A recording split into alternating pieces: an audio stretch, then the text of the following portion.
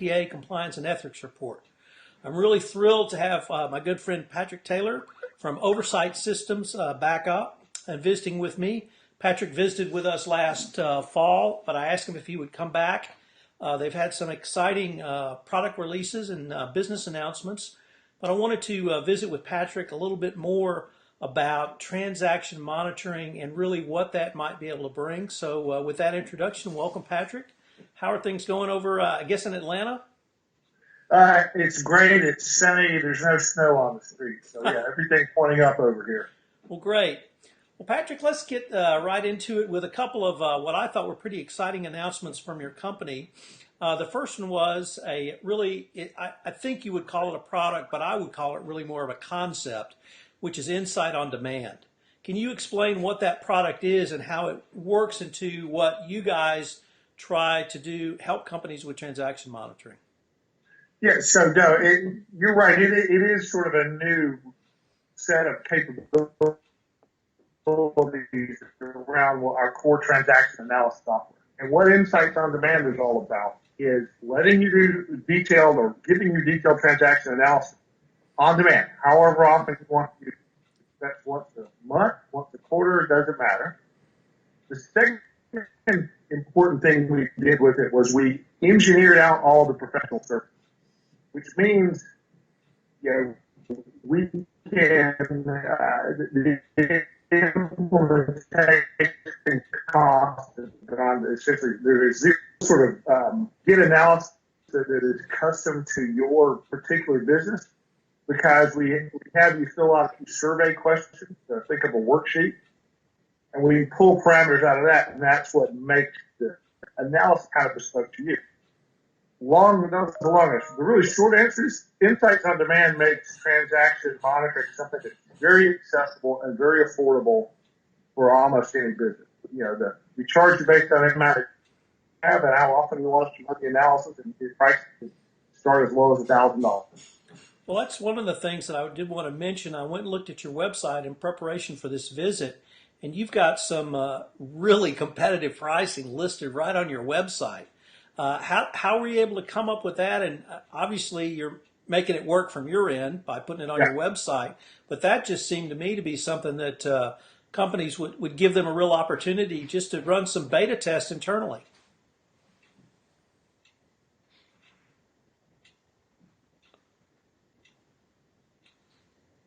Yeah, that's the core of it. We know we can provide a lot of value, but nobody believes it until they see it in their data. And so part of this whole on-demand exercise is how can we let more people see the value that the analytics can buy? And you do that by making it easy for them to try. You do that by making it affordable. That's what we've done here. And even further, I tell clients this all the time. We've helped companies like Coke, McDonald's, whoever. But I really don't know if we can provide any value for you, and you don't know. And there's one way we can both know, and that's by looking at some of your data. So we will look at 90, 180 days worth of data, analyze it, show you the results, and then we'll both be able to figure out if there's any value we can provide. And then the second product I saw that you had a press release on was something that I believe was called Concur. Right. So Concur is a online expense report system. They're the market share leader out there. And what this Concur connector did was it taps us directly into the Concur application. So if you're a Concur user, you can just go to the administration screen, click a button, and that will enable us to get your T&E expense report data and do analysis on it. So it is, it is as straightforward of a process there can be for us to be able to get your data in analyze.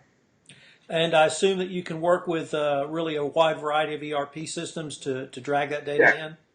Absolutely. We're agnostic as to the source of the system. We're just trying to do everything we can to make this as easy as possible to use. So for Concur, which is something in the cloud, we can automatically tap into that. If you're using SAP or Oracle's expense report system, you're using it on premise. We know what data we need. We know where it is in your system. We can tell you what you need to provide us. So it's also a straightforward process.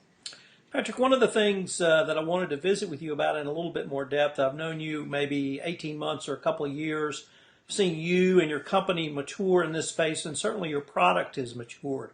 But what I'd ask you is, what have you seen more from my side of the table from compliance practitioners in terms of the services you can provide? Have you seen a maturity or a greater understanding, or what maybe observations would you have?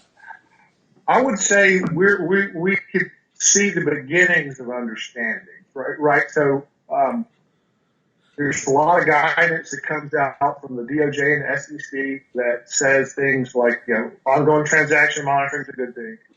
I just was looking at an interview from Mary Jo White, and she mentioned, look, we're serious about this. We're going to continue to be serious about this. If you're doing business in other countries, you need to have control over your employees. You need to have controls over your subsidiary. And one of the ways that you can't control what you can't measure. And so the more you see the people expecting you to have that control, then you've got to have the way to measure it. We are a very straightforward way to get that measurement. But it's sort of the dawn's emerging on this, if you will, from your point of view, from your side of the house. And I think that's because historically this stuff's been harnessed.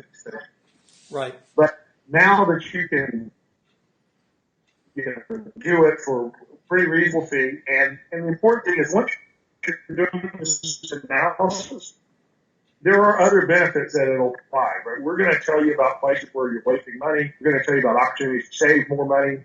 We're going to help you find the employees that are causing you much trouble, et cetera. So there's a lot of places you can drive business benefits. People, our clients will tell you they'll drop 3 to 5% out of their T&E spend once they put monitoring in place. And for most companies, that's much, much more than our fees. So you could almost get the FCPA kind of benefit for free.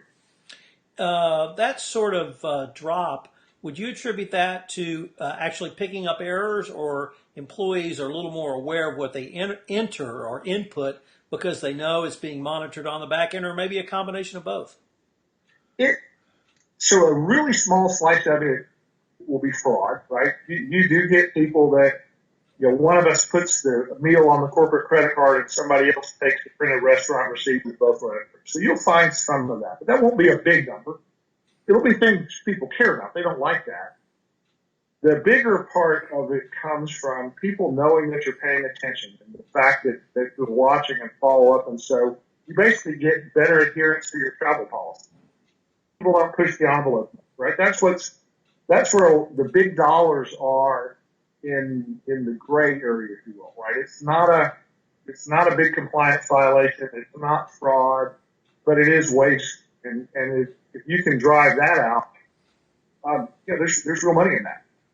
I was at a conference, a SCCE conference, a couple of weeks ago here in Houston, and a gentleman named Scott Lane from the Red Flag Group talked about transaction monitoring in a way that I'd really not heard presented, and he emphasized that this is a company's own data. This is not you going outside. This is not sort of an NSA, we're tapping the phones kind of thing. This is an asset that you have in place.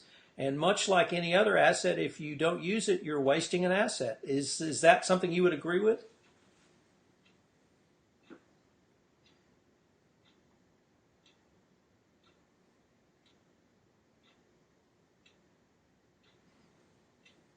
Private and confidential? I mean, they're not. It's you're asking a company to pay you back. You're disclosing what you spent it on in no stretch. Now, there are little components of personally identifiable. You do have to be careful, like people's names and credit card numbers and things like that. But outside of that, I mean, again, who expects that their expense report is somehow confidential information? Right. Particularly confidential to the company that you're asking to reimburse. It may be confidential outside the company, but again, it's the company's data, it's the company's money. I don't think anybody expects it. Now, I'll say it's a little interesting. Now, if you talk about looking at email, more employees may have an expectation that their company email is private. I mean, I'd say they're off base, but I think that's a little different expectation than what you would expect for expense reports or any kind of procurement that you do, that kind of stuff. I mean, yeah, I absolutely agree. It's crazy to not be leveraged. The other thing is that I also picked up on your website was a term called trend analysis. What does that mean to you? Well, that's it. Trend analysis is our way of helping you see the bigger picture. And so imagine, I'm looking at all these expenses. One view is here's the 72 expense reports that had an issue. A different view, the more trend view, is here's the 10 employees that have caused most problems over the last month. And that, with those trends, you end up being able to give people something to put their hands around and to act on, right? So as a travel manager or as a compliance professional, you say, okay, here are the 10 employees whose behavior I want to influence. I'm going to check them have them go through the training program one more time, and we'll also call them and follow up, send them an email to remind them of their compliance duty. That's really actionable. That's very different than saying, oh, wait, was this meal a little out of bounds? This lunch I had with this government official. And so trend analytics help us pick out the patterns, help find places, leverage point for our customers so that they can have the maximum possible impact with the most efficiently as possible. Let me see if I can put that into compliance speak, or at least lawyer speak. Sure. I would say that's moving from predictive to really a prescriptive, because you're taking analysis, or you're taking data, you're giving it an analysis, then you're giving it to someone like me and saying, we've spotted these 10 issues a number of times. Now you need to deliver a remedy, or at least if it's a risk, manage that risk a little bit more closely. Is that something you're seeing resonating in the marketplace? Yeah, it is. It's really something that's grown out of this on-demand model, where we began, instead of having people see analysis every day, we began having they started looking at stuff once a month, and that gives you a better opportunity to sort of highlight these trends, to highlight the patterns. User wants to give things, wants to have, again, some actionable. This month, I'm going to take care of this area of risk, be it a country, be it a set of employees, be it a division, whatever. But it's like, okay, I'm going to move the ball forward discreetly. This set of issues, we're going to make our compliance a little better over the next 30 days, and you repeat that process again. I look at I'm a stat freak in sports, and I look at a lot of statistics, obviously, or across several different sports: baseball, basketball, football. And one of the things that struck me about football is it's not so much the lack of data, or maybe that is the right phrase, but you have a much fewer number of games or sample size to look at. So that if a player has like a Chris Johnson has an incredible year one year, that really may not lead to an analysis or allow you to predict something in the future. Whereas if you have an 82 game basketball season or 162 game baseball season, you have a much bigger bound or pool of data. I would assume that translates into the compliance world as well, but it all leads me to ask you, is there some sample size that you would advocate a company take, or is there something that's too small? For instance, is a month too small? Is a quarter too small? What would you advise a company on the sample of data they need to look at? Well, that's a great question. So one, we tend to think in terms of a census. So for whatever time period, we're going to look at all the data, every single transaction, every single line item, every expense report. But you do bring up a point. For a lot of these patterns and trends to emerge, we need some history. We use that to build up the statistics about how your particular business works, so that we can understand who's unusual within your company. Now, we also compare you against benchmarks that we have from all of our other clients. It's sort of an industry-wide set of stats as well. But yeah, that's why when we do our diagnostics, we'll at least do 90 days, sometimes 180 days worth of data, because it just gives us enough background. And then once you have that, delivering it on a monthly basis, it gives a nice way to deliver and adjust the output. But that month analysis is done in terms of both your history as well as the history of all our other clients, benchmarks, all our other. You said a couple of interesting things in there I wanted to follow up on. The first one was you talked about benchmarking internally within a company based on its data, but you also talked about oversight, being able to benchmark across a wide number of companies in one industry and perhaps even across industries. Could you tell us about that part of your service, or oversight service rather? Yeah, so we look at close to a couple $1 trillion worth of transactions a year across all our clients. And what we're able to do is anonymize that data, right? So we want to protect the confidentiality of any given client's data, but we can understand attributes like what are average airline fares, what are average airline fares by route, by particular airline. You want to get into things like, so the compliance guidance is often normal, like customary entertainment, customary in Dubai and normal customary in Peoria are two different sets of numbers. Right. And by having that rich set of statistics that says, okay, here's both what average lunches look like in Dubai, here's the standard deviation, here's the standard deviation by different categories of restaurants, we can now begin to make a pretty clever calculation about what is normal. Is that meal, was that government official, is that normal customary or not? Right. So that's a lot of what we get, and you begin to get pictures of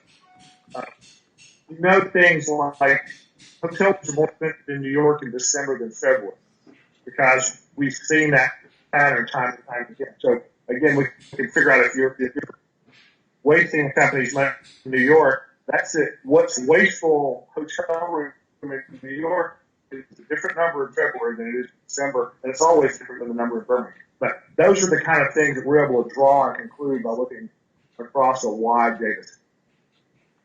One of the things that I've seen in sort of the maturity of not only your company, but the service and products that you guys would deliver to people like myself is at one point you were having a conversation with people in IT, then you had a conversation with people in compliance.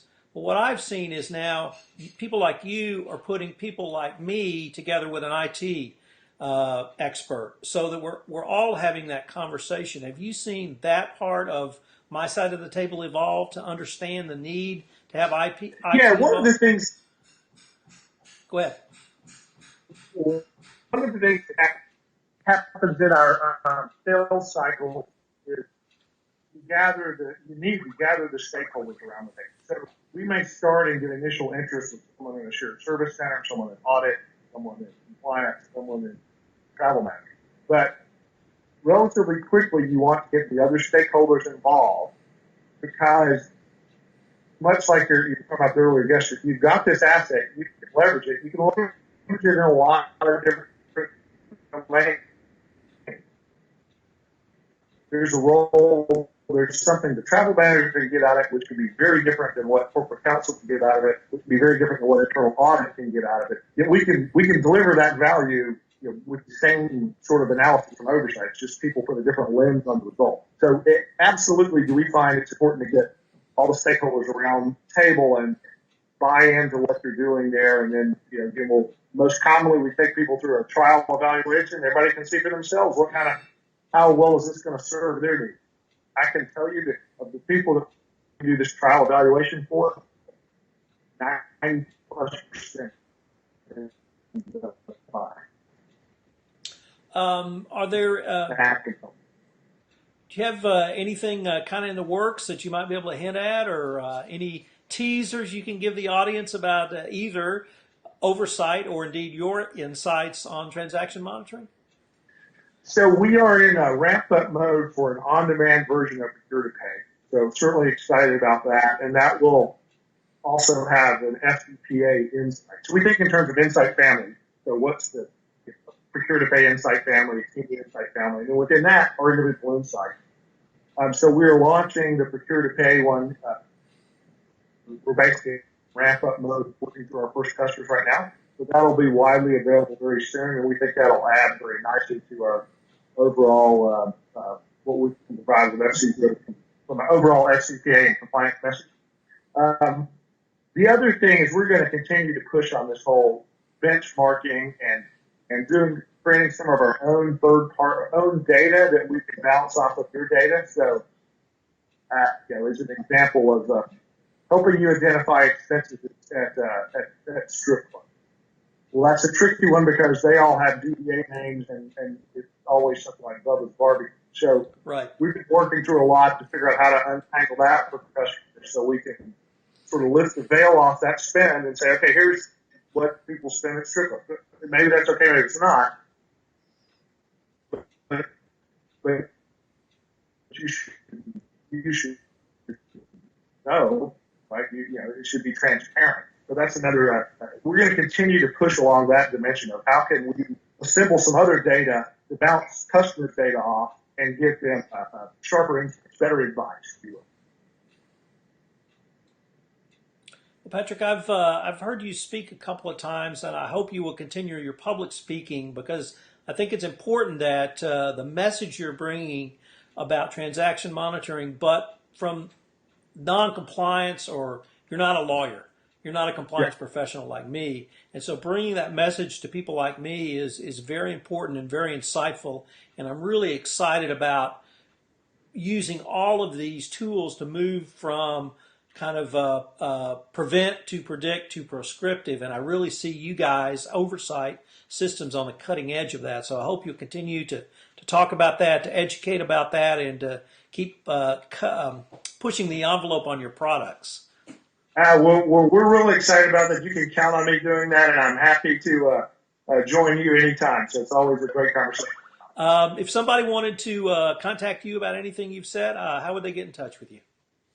My email is patrick.taylor@oversightsystems.com. That's probably the easiest way. Feel free to call 770-984-4601. And as well, you can go to our website, of course, and fill out a form if you're interested in getting the analysis of your own data. Come sign up, and like as I tell people, we'll both know if we can provide value at the end of the exercise. So, and that's the only way to know.